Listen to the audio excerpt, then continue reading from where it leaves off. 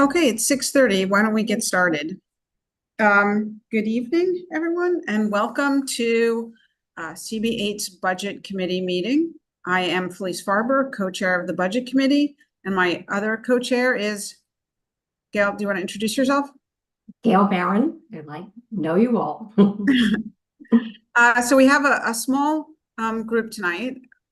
This is to review the internal budget of the community board. We'll go through kind of generally where we are in the budget and how much money is left over, and then we can talk generally about what we're going to do about it. This is an informational meeting, so we don't need to. Nothing that we're going to talk about tonight requires that we pass a resolution or vote on it. It does not need to go to the full board. So I just wanted to throw that out there. Gail, do you want to add anything? Well, I think the only item that we do vote on is when it comes to personnel salaries. So anything else is just for disclosure so that the board is aware of how the money within the community board is basically being spent. Thank you. That's a good point. So I'd like to turn it over to Will to kind of talk generally about the budget and where we stand. So just like our previous fiscal years, we have not seen any change in our baseline budget coming out of the mayor and the city council's budget. We did receive $15,000 from our two city council members following the end of last year's fiscal year, which began, the new fiscal year began on July 1st. We received $5,000 from Councilmember Keith Towers, and then we received $10,000 from Councilmember Julie Menon. These are consistent with the amounts that we've been receiving since the days of Dan Garodnick and Ben Kalos.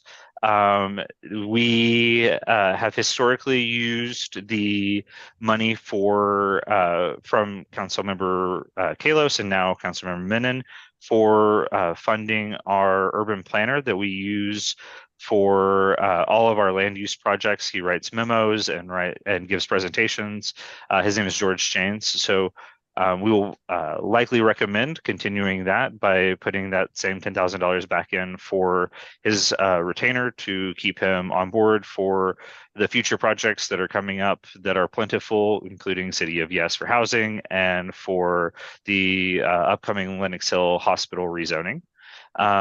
We have historically used the $5,000 from Councilmember Powers for various projects, including the art show, paying some musicians, and for supplies and for new stuff for the office like computers and technology. And I think last year we used it for projectors that we've been using whenever we go to venues that don't have a great setup for us to project our hybrid meeting from. So we still have that $15,000 that we have not spent from this fiscal year. In addition, we have approximately $11,000 that I was able to pull aside from when our assistant district manager, Saida Harrigan, she left our office last calendar year, but during the fiscal year, and between the time that it took for her to leave, for Kevin to be promoted to ADM in December, and then for us to hire Rose in, I want to say it was either February or March, that was about $11,000+ worth of savings. So I am gonna propose that we have some pretty old computers that we use to run all of these Zoom meetings. Several of them have keyboards that no longer work or screens that are broken, that we could buy new computers for the staff to run all of our day-to-day operations and the virtual meetings that we do. Then for the, as I said, the baseline budget for our operating budget, our expense budget is consistent with last year. If you'd like me to go through each item, it's generally a couple of $1,000s for general supplies, a little less than $500 for postage. One of our biggest expenses is for all of the phones, internet, and technology that's contracted through the city's used to be Do It, now it's Department of Telecommunications. I don't remember, but old Do It, now whatever they're calling rebranding themselves as. That's about $4,500. Then we rent a Xerox machine and a Pitney Bowes machine, Xerox for printing and making copies and scans and everything that we do. Pitney Bowes does all of our mailing, all of our letters and stuff like that we mail out. That comes out to $1,700-ish. We've allocated $750 for local travel to get all of our meeting equipment to and from and back to the office from all of our hybrid meetings. We have a few $1,000s worth of other contracts and bills, including I mentioned Spectrum, our internet, but our website, our eBlast, and we have Google products for operating all of our email addresses and data storage, and that comes out to a few $1,000s. And so all totaled, our OTPS budget that is baseline for 2025 is $13,554. And that is consistent with last year. Judy has a question. Yes. Judy. Could you unmute Judy? Thank you. Yeah, I just wanted to check. You mentioned in the beginning some money that was given by the council members that we had not spent this year. When July 1 starts, do we have to give that money back that we have not spent? What's the story with the leftovers? Any money that we do not spend in each fiscal year, we have to give back to the city's general fund. So that's where I was saying in previous years, we've used that money at the end of the fiscal year to, number one, to buy new equipment, and number two, to pay for an urban planner. And the urban planner is stipulated in the conditions of the language for the line item for Councilmember Minon's office. It says this money is for a urban planner to provide updates to, I don't know exactly, but for updates to the land use committee on applications before the board. So that's consistent with what we've been doing with the money for George Janes over the last handful of fiscal years. And unless there is any concern with his work product, and I've not heard any concerns, nor I don't think that's Valerie, I think that the plan would be to re-up him for another year with that money so that we have him ready and available for some of the big projects that are coming ahead. And then, like I said, with that other $5,000 in years past, we've used some of that money for the art show at the end of the year, paying for musicians who participated in the show for a small amount of money, and then usually for technology upgrades for hosting these virtual meetings. So in some years it was the digital cameras that you hear hooting at you whenever you're in the meeting rooms and looking at you, or other years we bought a couple of if you've seen me at the full board meeting, you've seen a silver laptop that I carry with me. That laptop right there is just for our virtual hybrid meetings. We bought that one fiscal year, and then another fiscal year last year, I think we bought two projectors that we can use for those virtual meetings. So I guess, Will, yeah. I got everything and I'm good with everything you said, but I'm assuming that before June 30th comes, any money you have left over, you'll be buying new equipment or postage or whatever, that we're not giving anything back. That's where I was going. That is always my goal. Some years it has been successful, some years it has been less successful, but yes, essentially our goal is always to use all of our budget. And over the last few fiscal years, we've done a really good job getting down to almost zero in every line item, essentially. And I'll just add, we're only talking about the OTPS budget other than personal services. everyone had received a raise this year as part of the city's process, and given the time frame, there's no flexibility in the city rules for us to do anything about that. So we're just talking about the OTPS budget. Michelle, and then Craig. Go ahead, Michelle. Yeah, thanks. Can you tell me a little bit about in this year what George Janes has done for us and how much we actually have paid him out of the monies allotted?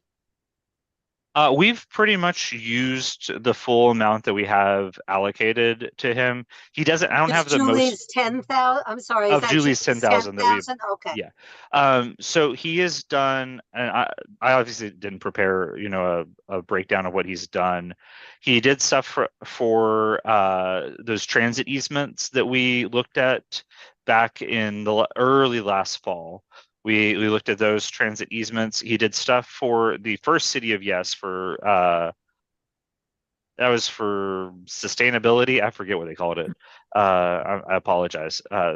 So then he did the stuff for the second City of Yes, and he did a couple of other little applications that we looked at that he provided memos, or the main one was for the City of Yes for economic opportunity. If you recall, he sat down with us and, you know, answered questions, worked through each of the items, and he'd made two separate reports because we broke it apart in two separate sections that we merged together eventually, but that had, you know, sort of pitfalls and great things and whatever of each of those little relevant, you know, 18 or 25, I don't remember how many different sections that City of Yes for economic opportunity had. So between all of that, and he has not changed his price on us, it's still consistent with what, you know, we've been paying him from previous fiscal years. You know, it basically went through that $10,000. I don't have the full details of everything there, but, you know, we still have a little bit in our retainer, but that's from, you know, rolling over each fiscal year that we've used more and less each fiscal year. So sometimes it has been a little bit more, sometimes it's been a little less. So we have him on a retainer. Yes. And the retainer is 10,000, then he's working down off that. Exactly. Yeah. That he bills against. So there's clear documentation on what he spent and the Yes. hours. And what is his hourly fee? I don't have that in front of me. I'm sorry. I can look it up and get back to you guys about it. Yeah, But it's comparable to what, and he's the same. I'll say this. I've heard other community boards talking about George, because we're not the only ones who use him. I know. Yeah, CB11, CB6, CB3, and during the City of Yes stuff, he's been doing stuff for almost every Manhattan board, and so he's in high demand, but he has had a great relationship with us, and so he sticks around for us over prioritizing newer boards that he hasn't worked with as much. All right, just one other question. When you say buying equipment and we'll have some money to do that, do you see any possibility of additional upgrades to our own sound system?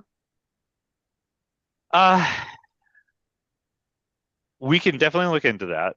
It's not where I would prioritize, because we do have multiple sets of sound system. The problem ultimately gets to how much stuff can I carry into a venue. And is there a one size fits all type of sound system that is going to accomplish everything that we need to do to have a productive meeting for both the people who are in person and the people who are on Zoom? I don't pretend to be a sound engineer. That's not even close to the top 100 things that I'm good at. But my understanding is that we have, excuse me, we have on par with what other boards would have. The problem we actually have is that we don't have a consistent space that we could have set up for, because a lot of boards will have their own sort of space that they can hold up to even like 50 or 60 people. And you would have that room set up for our meetings with that sort of On sound their equipment. premises, yeah. Yeah, and we don't have that luxury. Like our conference room can hold all of 30 people I if you know. want to sit on By each the way, other's I have laps. 2 additional spaces. I'll send you the Yeah, information after the yeah. meeting. Um, But but so we're often using the sound system of whoever we're visiting, that month. And so some of their sound systems are great, some of their sound systems are terrible. We do have like those giant suitcases that you carry like 60 pounds worth of stuff. Like it's bigger than that has sound equipment in it. But when I have 2 tablet cases that are almost that same size, plus the meeting owls and plus it wouldn't even fit in one cab to get all of that. So we have a smaller sound system that, is handheld and, we used it. If you can rewind back to that meeting we did at Hunter College campus schools outside during yeah, middle of COVID. COVID. We had it there and it works great, and it's what the arts committee uses whenever they do their announcements and the singers sing from. It's perfectly acceptable for what we need to do on a month by month, year by year basis. um the only thing that I think we could consider getting is, and I don't know how it would work in most circumstances, would be some sort of sound mixing DJ booth essentially, where the audio would go in from the microphones. And I'm probably opening myself up to some people who don't like me on the internet who are going to tell me all about how I'm doing this wrong. But anyways, I digress. They can tell me all about it. You would have a DJ booth essentially that would take the music, the noise from our meetings in with a microphone that would be fed into the computer, and that would be fed into the like live stream as well, and then rerouted back out so that everybody could hear. I don't have the capacity to do that. It's just. I just a follow-up question. First of all, it sounds Yeah. like the larger system that we have, that's very difficult to transport. It's It too sounds large. that Yeah. might do the job. Is there a way that we can arrange for private van transport? It's only 2 meetings a month. I mean, it's Yeah. not a big deal to get a van, even if it's an Uber, but whatever, and not depend about hailing a cab. The problem I find with the sound, when you're in the room, I can hear who's ever on the Zoom very well. When I had been on Zoom, I couldn't hear the room very well. So I imagine that's an issue. And the other issue for me is it's difficult to hear in the room. We have people who have whatever their voice level is. Not everybody speaks with a big, bold outdoor sound. And if you're a few rows back, you don't really hear it.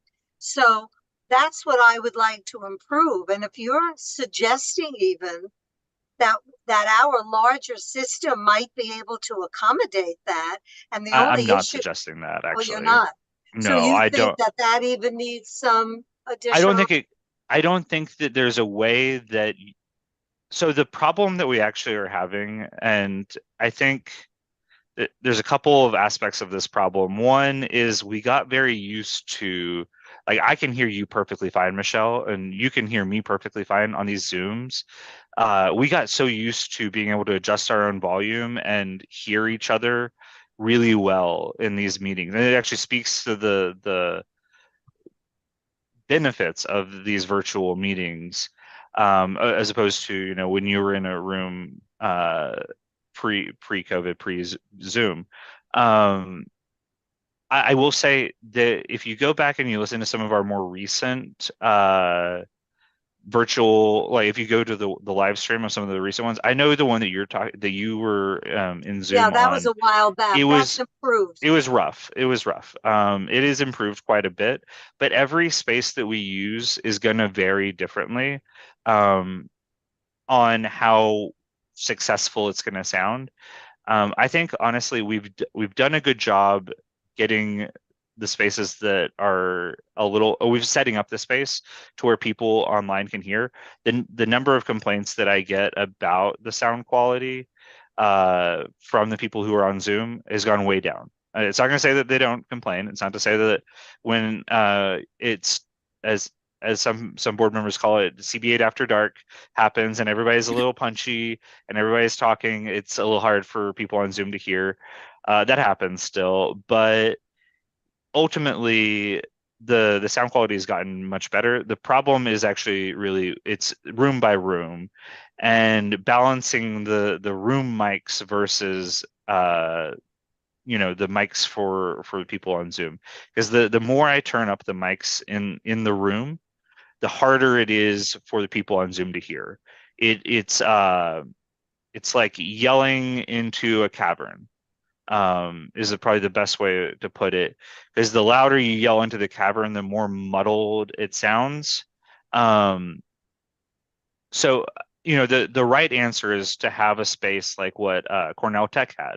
Cornell Tech has microphones that are like adjusted over everybody, and it's going through a probably AI generating software system that like muddles out the mess, only picks up whoever's being like focused on, and the camera is actually jumping to that person as well. Without having something that's like that level of space, it's always going to be a little bit of a hodgepodge. And so the best thing that we could probably do is finding spaces that are half of the size of the auditoriums that we are so used to being in. But then you also get into the problem of what else is in those rooms. At Stanley Isaacs and at that school that we were at recently, they had cafeteria size refrigerators in those spaces. And so if you're sitting anywhere in like the 15-foot vicinity of those machines, you can't hear at all. Yeah, you heard the noise. Yeah, and some of that is people need to come sit up close and whatever, but it's all sort of a learning experience. But I wouldn't recommend anything outside of, if we can find a space that has a easy setup for in and out of that like DJ booth type setup that I was talking about, we could probably buy something like that. But you're talking in the realm of like hundreds of dollars instead of like thousands of dollars like a sound system would. It's just Last point. it's incredibly Yeah, complex. sorry, last point on this. Because it sounds like what you're saying is that it's greatly improved for those people who are on Zoom, and I'm sure that's the case. But what the big difficulty is getting a good balance for what's good for those in the room and good for those on Zoom. Yeah. Would it pay to have a sound consultant, a technician that maybe, even if it was the Geek Squad, but there used to be a retail bricks and mortar on 3rd Avenue up here that was specifically a sound studio. Years ago, I had bought equipment from them.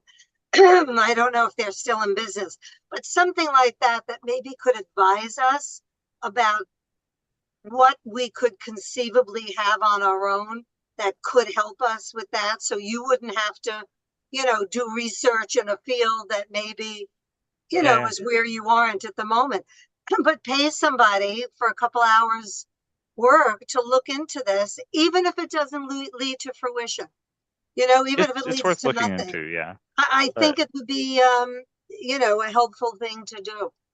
Yeah.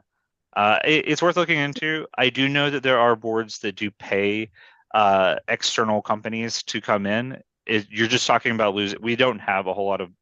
I went through. We have a $13,000 OTPS budget, and our yearly bills equal basically that amount. So it's not as if there's a $10,000+ surplus that we could turn around and use for hiring a company to do it. And I've watched the meetings that those boards who do hire those companies to come in. Oh, you mean they come in per meeting, you mean? Yeah, they come in per meeting and do. Wow. And I'll say, I think what we're doing is on par, if honestly better than what I saw from production quality, like people who if you want, not to throw, there is a board that has been recently written about in a lot of tabloids. We know. We don't want to say who they are. But we know I've who watched they their are. videos. They were really bad, and they actually have a production company who come in and do Well, it. Poor So judgment. But anyway, yeah, but if we could look into just somebody to advise us, maybe there's something out there we don't know about that could solve this. And the spaces I'm going to send to you afterwards yeah, is a smaller one. What is I the love it. maximum? What size do you need for land use or a board or a full board meeting? So that's a really good question. Obviously, it's going to vary for like topic levels, Well, like but one of this is 50 to 100. that's actually probably the ideal. Okay. Unless it's something highly controversial that we think they're going to Where you be get a coming in spillover. person. Because there's 50 of you guys on average, we're averaging probably about 40 who show up in person. Some months it's 45, some months it's 38, you know. Then you add in like the elected officials who come, handful, and then the members of the public who come 15, 20, because everybody else can join on Zoom, as Right. Mark pointed out during that meeting. So yeah, 50 to 100 is probably ideal unless there's something controversial. Okay. All right. Good to And know. that also means that like if I am very loud as a person, but you know, you're reasonably like able to be I'm heard. loud. Yeah. And if you're in that size of a room, it's a lot easier to hear than if you're in like the blood center's auditorium or you're in. Yeah, and people are whispering in the back, and then everybody says, what, you know? Yeah. And the So- one thing on Zoom, which I hope they're hearing, which was not the case when I was on that call, which you know, is that if somebody is not at the front mic, they're not a designated speaker, but Yeah. they call the question, you know, from Yeah. the back of the room. I don't know if you've noticed the last several months, instead of having both of the cameras sitting up at the front on the front dais, whatever, I've adjusted one to be in the middle of the room, which was good. and it helps tremendously if you're watching from Yeah. Zoom. Yeah. Okay. Thanks very much. Thanks, Michelle. Next up is Craig and then Alita. Yeah, good evening, everyone. So I too was going to actually ask about George Jeans. I think he does a great job. I think he provides a wonderful resource for the community. My question actually is in regards to what he's working on now. I know that he hasn't yet provided us with anything for City of Yes for housing. And if he is, if you could let us know that he is, if he isn't, if the reason Yeah, is he will. he will. Okay. Yeah. And there's money in his retainer for doing that. And it's not like we're going to hit the edge of his retainer, but we're going to hit the like need to refill. Like the gas light comes on. Okay. And Will, isn't the maximum for the retainer 15,000? If not, don't you have to go out for an RFP? You essentially anything over $10,000, the city, anything over $10,000, the city would ask us to vote on that level of an expenditure, just a singular purchase of over $10,000. Anything over 50, it's actually, I think it's anything over 20,000 requires an RFP, and you have to get an MWEB bids and everything like that to go along with that. So we try not to ever go over that unless it's some major project. And really 10,000 is a good number to, like, yes, it is the edge of what the city says that we should start, having a vote on, but it is, I would say we've also talked about this many times. We've consistently, done this exact thing, and nobody's upset over the fact that we're keeping him on retainer. I mean, not saying nobody, I'm sure there are people, but he's too progressive for some and too moderate for others, and that means he's probably threading a good balance of everybody's opinions.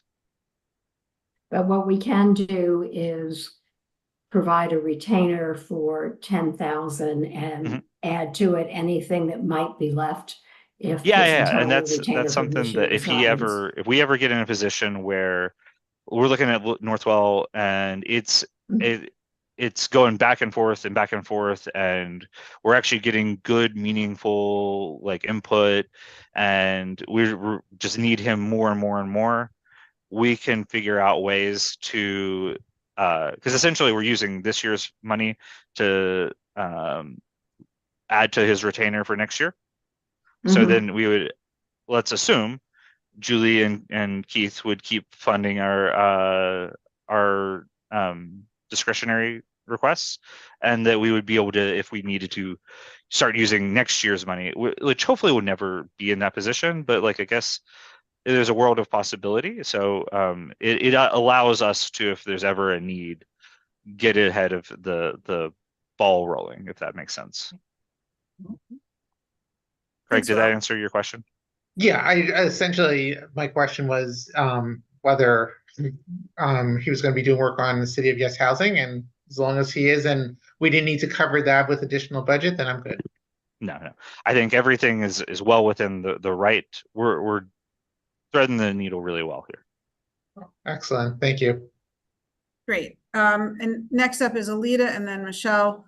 Alita, I'm assuming you want to talk about the Arts Committee. I do, but I also first want to mention for George that with respect to Lenox Hill, unlike Sloan Kettering, they haven't been very willing to negotiate or work with the community board, which means that George may need to be available because they won't Exactly. have much time to review. Thanks, Will. No, it's a really, really good point. Yeah.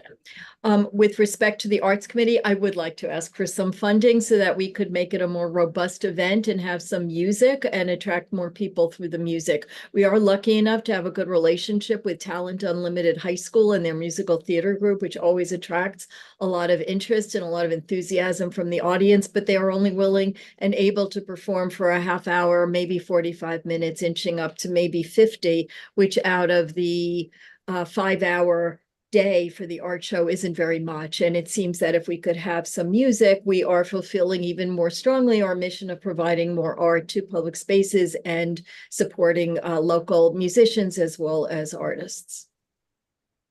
Yeah, and I think that there's going to be the same amount of money that we've put in for, or that we've used for previous fiscal years for the Right. June art show. I think as long as we stick in that same ballpark, we're going to be perfectly fine. Terrific. Okay. Thank you very much. Thanks, Felice. Thanks, Gail. Thanks, Will. Yeah. But not all at the same order on top of each other. No favorites. Thank you. Michelle, do you have another question? Yeah, I have a question. At least when Gail Brewer was the BP, she said that she would provide a city planner to every community board or access to one. Where is the BP or any city office on this? So No? no, it's a great point, and it actually goes to the city charter commission thing that we all voted on many years ago, where they established that civic engagement commission. I think it was also supposed to give us urban planning advice and act as a liaison. The honest Didn't answer happen. is it just doesn't. Like the civic engagement commission apparently has been unfunded and defunded, and is barely a thing. The Manhattan Borough President's Office has a land use team, and I will try to not speak about other offices that I don't know all about, but I believe that they have prioritized other parts of funding the borough president's office over the land use team. Like, I think that it's just a much smaller team than it was during Gail's tenure. And that's not saying a whole lot. Two people out of a department of 6 going away is a bigger change than, if the borough president's office had the ability to have a land use planner assigned to each board. I mean, even the Department of City Planning has had a hard time, it seems like, keeping the land use planners that are assigned to each board. We've Should seen. we make some kind of a statement about that? I mean, when land use is probably one of the most important things that we Yeah. deal with, and not to have a resource in government for each individual board to have to fund their own, Yeah. that's a very tall order It's a tall order for a very small budget. We have, less than a and $250,000 inefficient. budget. Yeah, and it's inefficient. Um, Is you there know, anything that we can do to go back to city plan to the BP or whoever and I just think, say we think? yeah, I think this segues well into, and please interrupt me if I'm, going off the left field, but we're going to do a survey for going into our district needs statement. That it's going to come out in June. We're going to have it out in June and July. These are the types of things that we should actually really be raising in our district needs statement every year, that we should be advocating for funding for those types of programs that have been identified in either law, which says that there's going to be a land use advising for each community board, or in policy that like we've voted on through committees and whatever, that we should be adding those things in as specific detail as possible into our district needs statement. And I think this is the exact type of thing that should be included in our district needs statement. If And you're asking me, also, Chris. if it has to do with the charter, I think we should, as a committee, can we write a letter to the governor, say this is in state law and it's not being, It would be in city law, actually. It's yeah. So oh, it'd it's a be, city charter. It's a city yeah, charter. city charter. Yeah. Okay, well, okay, so to the mayor. So it is something that we prioritize in the letter for the district needs statement every year. It's what we've requested is additional funding for all community boards, but I think this is a good point that we really need to specify not just additional funding for each community board, but the real funding for land use planning. And to be more specific about that. So that's a good point. And you can identify maybe even the Civic Engagement Commission or whoever that's supposed to be doing this, whether it's funding the borough president's office or funding the Civic Engagement Commission. As detailed as we can, because we don't like when they come back to us and they say it's under consideration pending funding, which is sort of the general response that we get. Although I do think we're having a land use planner on retainer probably gives us a more targeted response and a more timely response than if we had to go through a borough-wide resource that everybody was pulling from and probably was understaffed. Yeah, and to that credit, we should also always thank our council members for this funding, because it does mean that we don't have to prioritize, cutting budget for something else to be able to do this. So we've been very lucky since Ben Kalo, since Dan Grodnick were giving us these discretionary grants, and that Keith and Julie have continued to do those. Do we know why Keith doesn't give us more? He represents so much less population wise compared to Council District 5, and even in particular now after the reconfiguration, the redistricting, thank you, he represents even less population wise, so he just has to spread it between where Julie has mostly just CB8. Keith has a pretty equal proportion between CB6, CB8, and CB5. So his office is pulled in 3 directions, whereas Julie's is pulled in only a couple. Yeah. Okay. Thank you. Alita? Thank you. Just with respect to the charter, I read today, and I don't know if it's true or not, that Speaker Adams wants commissioners for all the different city agencies appointed in a different manner with approval of the city council. So the mayor, I think, immediately is going to convene a charter review commission. So with that on the table and the mayor's various mayors' interest in consolidating power in their office and reducing it among communities, I would just be careful about bringing up anything about community boards in the charter. That's all. Fair enough. We saw those. Sleeping dogs lie. So just to wrap up, so we're going to allocate as we have additional funding. We're going to refund the retainer for George Janes. We're going to buy new computers for the community board.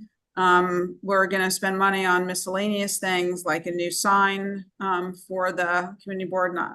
We'll spend money as we have in the past on the art shows.